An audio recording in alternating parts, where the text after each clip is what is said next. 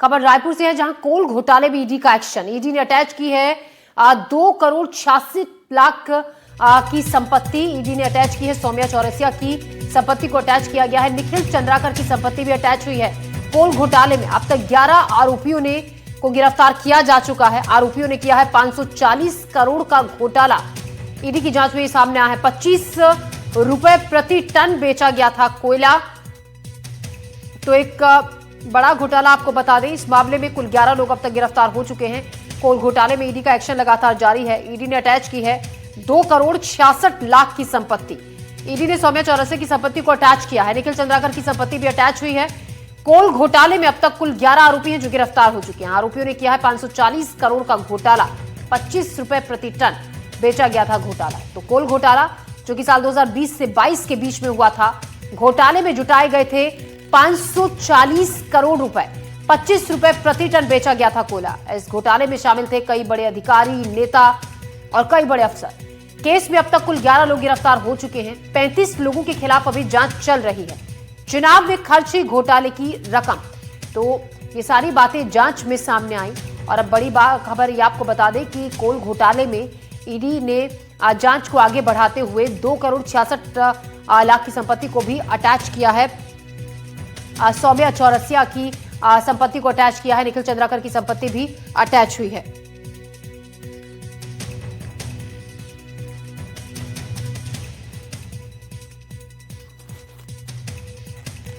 और इस हमारे साथ जिस तरीके से हम आपको बता रहे हैं कि इस घोटाले से जुड़े हुए सभी जो संदिग्ध लोग हैं, जो आरोपी हैं, पुलिस लगातार उनसे पूछताछ कर रही है, जांच कर रही है। अभी सौम्या चौरसिया की 2 करोड़ से ज्यादा की संपत्ति को अटैच किया गया है। हमारे साथ इसी खबर पर ज्यादा जानकारी के साथ नीलेश हमारे सहयोगी जुड़ गए हैं। नीलेश, फिलहाल क्या ताजा जानकारी बताया जा रहा है? सौम्या और निखिल की संपत्ति को अटैच किया गया है।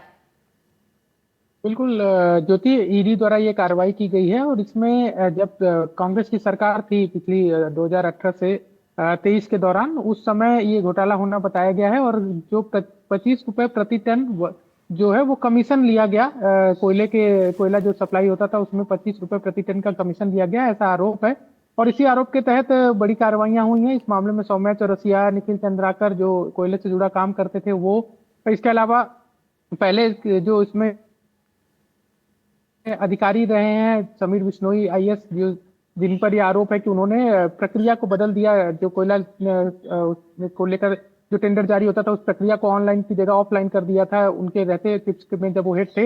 वो भी इस मामले में गिरफ्तार हुए थे, उनके ऊपर भी कार्रवाई की गई थी। कुछ नेता हैं जिनको इस मामले में आरोपी बनाया गया है, जिसमें पूर्व विधायक चंद्रदेव राय हैं, वर्तमान में विधायक हैं देवेंद्र यादव, उनको भी इस मामले में आरोपी बनाया गया है। कई सारे अधिकारी लोग हैं। और इस पूरे मामले में अभी जो ताजा कार्रवाई जो कल जिसकी जानकारी ईडी ने साझा की कि 200 करोड़ रुपए से ज्यादा का जो है वो इसमें संपत्ति अब तक अटैच की गई है, जिसमें 2.66 करोड़ रुपए की संपत्ति कल जिसकी जानकारी दी गई। और अब तक इसमें 234 करोड़ रुपए से ज्यादा की संपत्ति अलग अलग आरोपियों की अटैच की जा चुकी है। ताजा मामले में सौम्या चौरसिया और निखिल चंद्राकर की प्रॉपर्टी अटैच की गई है। बता दें कि इस मामले में पहले भी गिरफ्तारियां भी हो चुकी हैं, कुछ लोग जमानत पर बाहर भी हैं, कुछ लोग अभी भी जेल में हैं और कार्रवाई चल ही रही है। और इसी मामले में अब राज्य की एजेंसी भी ईओडब्ल्यू, हालांकि ये जो कार्रवाई है वो केंद्रीय जांच एजेंसी ईडी की है, लेकिन ईओडब्ल्यू भी इस मामले में जांच कर रही है। और निखिल चंद्राकर जिसको ईडी ने आरोपी बनाया है, उसे ईओडब्ल्यू ने सरकारी गवाह बनाया है। तो ऐसे में भी बहुत सारे दाव पेच हैं जिसको लेकर अभी चर्चाएं चल रही है, लेकिन कुल मिलाकर कार्रवाई जारी है। ज्योति जी, इसमें रिलेश हम ये भी आपसे जानना चाहेंगे, अभी तो सौम्या चौरसिया और निखिल की संपत्ति को 2 करोड़ से ज्यादा की संपत्ति है जिसको अटैच किया गया है। कुल अब तक इस पूरे मामले में कितनी संपत्ति अटैच की जा चुकी है? देखिए, अब तक इस मामले में जब से कार्रवाई चल रही है करीब 234 करोड़ रुपए से ज्यादा की संपत्ति अटैच की जा चुकी है, जिसमें यह आरोप है कि भ्रष्टाचार के जो पैसे आए उस पैसे का उपयोग करके इस संपत्ति को खरीदा गया। लेकिन इसमें बहुत कॉन्ट्रडिक्शन भी अलग अलग हैं, इसमें कई सारे आरोप भी लगते हैं, क्योंकि जो देवेंद्र यादव हैं जो विधायक भी हैं उनकी एक संपत्ति अटैच की गई है, जो उनका एक निवास है भिलाई में, घर है, हाउसिंग बोर्ड का एक घर है जो उसको उन्होंने खरीदा था 2011 में, उनकी माँ ने खरीदा था।